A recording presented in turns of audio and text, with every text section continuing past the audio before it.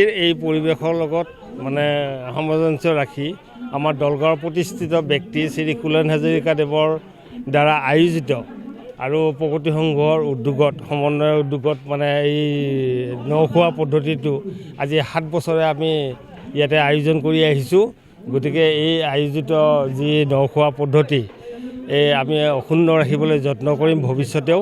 এয়া আচলতে আমাৰ কুলেন হাজৰিকাদেৱে যি ধৰণে অন্তৰ খুলি এই দলগঞা ৰাইজক এই অনুষ্ঠানটো বিভিন্ন জাতি ধৰ্ম নিৰ্বিশেষে সকলো ধৰণৰ মানুহক নিমন্ত্ৰণ কৰি এই অসমীয়া পৰম্পৰা নখোৱা পদ্ধতিটো ইয়াতে চিৰস্থায়ী কৰি ৰাখিবলৈ তেওঁ যত্ন কৰিছে, অক্ষুণ্ণ প্ৰচেষ্টা কৰিছে।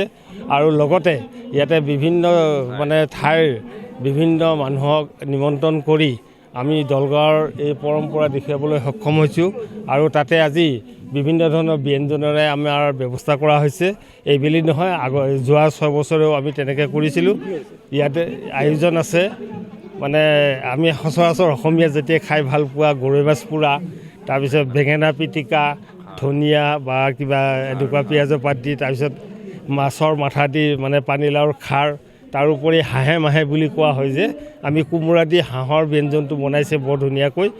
আৰু লগতে আছে ধুনীয়া মাছ আৰু তাত আছে আপোনাৰ খাহী মাংস, যিটো আমাৰ সকলোৰে সুস্বাদ্য।